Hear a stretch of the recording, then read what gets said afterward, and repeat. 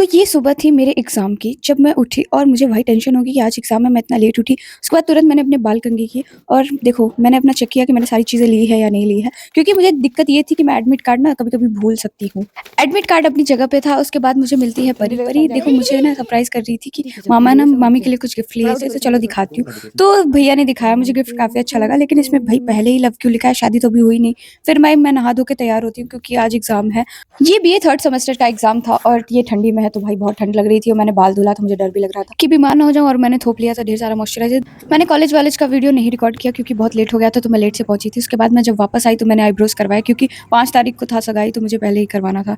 College से आने के बाद मैं अपने खेत में जाती हूँ दीदी के साथ, जहाँ पे दीदी चना खोट रही थी। खोटना का मतलब नरम नरम पत्तियों को तोड़ना जो ऊपर की तरफ होती हैं, और इसे धनिया और मिर्ची और नमक की चटनी से खाना।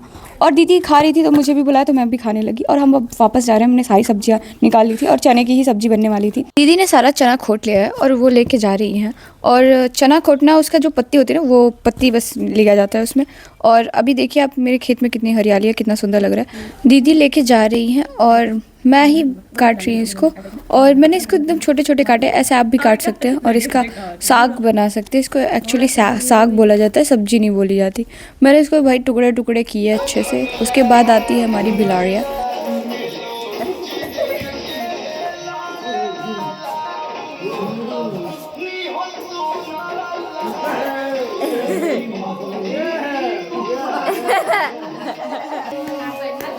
Nada Pilaria.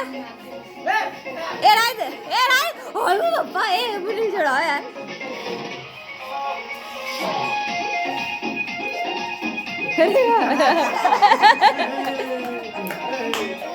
हट भी नहीं। Hello one. कुछ नहीं। चुप ले गए, छोड़ देखते थे कुछ नहीं। कुछ नहीं। काहे ना कीड़ा।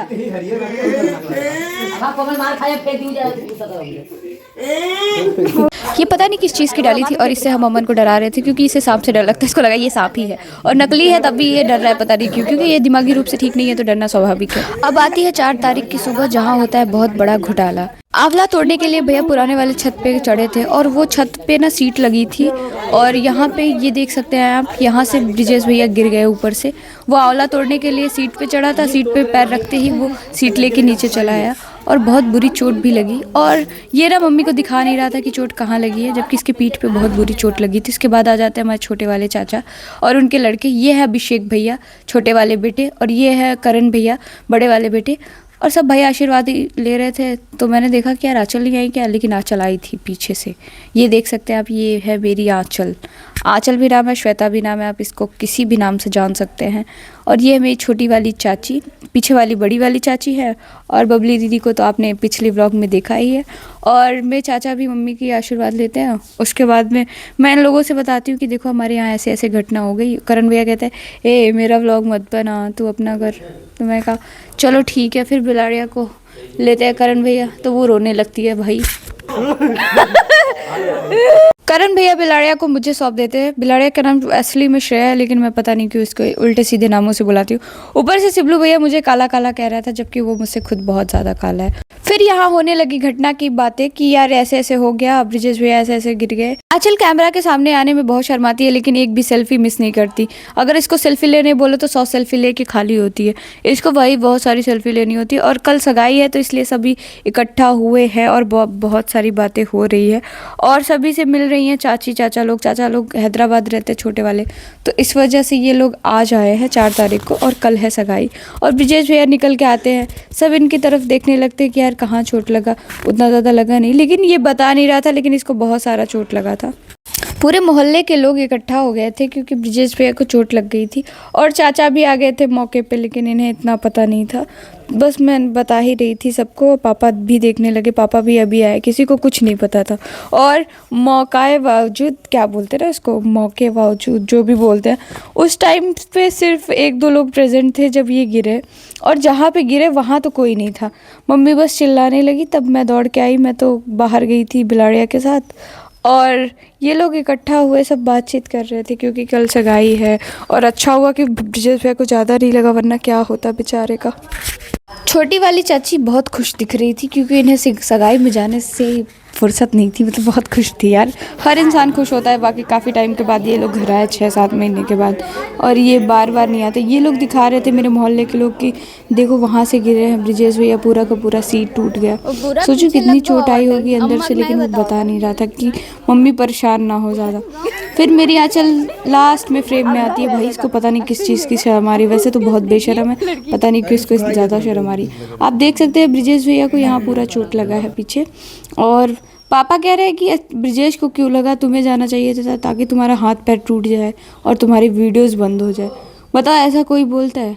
सिर्फ मेरे पापा ही बोल सकते हैं ऐसी बातें, और कोई नहीं बोल सकता, जो कि पता नहीं कैसे इंसान है। उसके बाद देखो शाम को आ जाती है जानवी, हमारी प्यारी सी जानवी, और हमारी प्यारी सी दीदी, और दीदी भी आ गई हैं और जीजा पीछे हैं। मैंने कहा जीजा को रिकॉर्ड कर लेती हूँ फ्रेम में।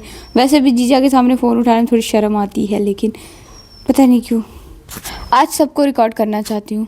चलिए देखते हैं भाई जीजा को आने में कितना टाइम है।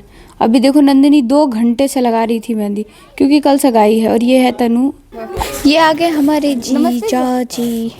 उसके बाद देखो ये लोग अच्छे से गम शरापा कर रही थी अपने में, वो काच कुछ इन लोगों की बकबक इतनी चली कि मैं पूरी रात नहीं सोई, और ये लोग भी पूरी रात नहीं सोई। बस 1 घंटे के लिए 4 बजे से 5 बजे तक ये लोग सोए थे बस। उसके बाद ये भाई, ये है मेरी स्टाइलिश नंदिनी, जो कि मेरे बाल बना रही थी। मैं पहली बार स्ट्रेट करवा रही हूँ, तो सर पे 4 बाल है, ऊपर से स्ट्रेटनर से और 4 दिखने लगे। भाई 4 भी 4 नहीं दिख रहे थे, मेरे बाल और कम लगने लगे, लेकिन क्या करें, स्टाइल है ना।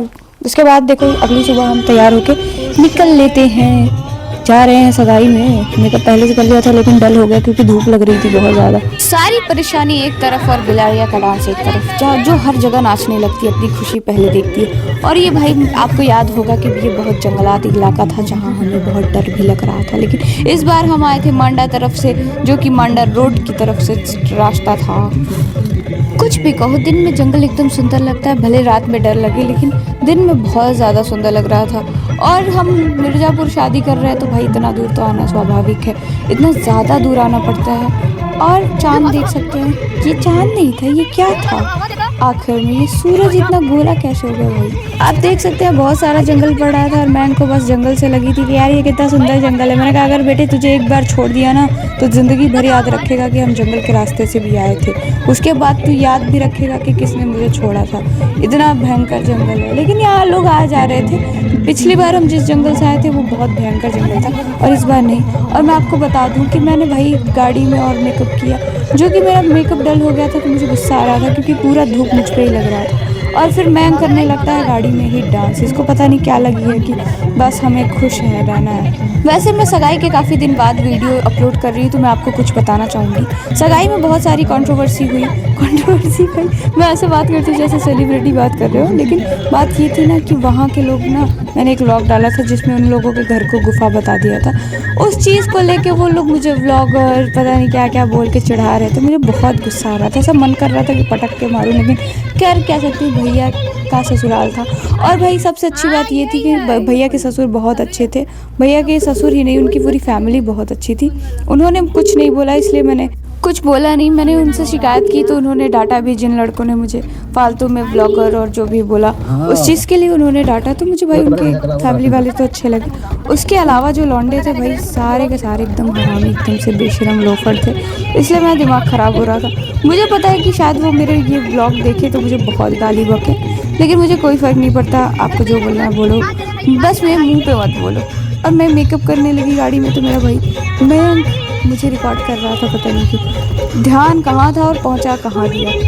क्योंकि हम पहुँचने वाले थे, तो मैंने कहा थोड़ा सेट कर लेती हूँ अपना मेकअप। लेकिन यार धूप पड़ने के बाद ना मेकअप थोड़ा सा डल हो जाता है, स्पेशली देसी एडिशन वाला। और ये देखिए मैं कर रहा है डांस।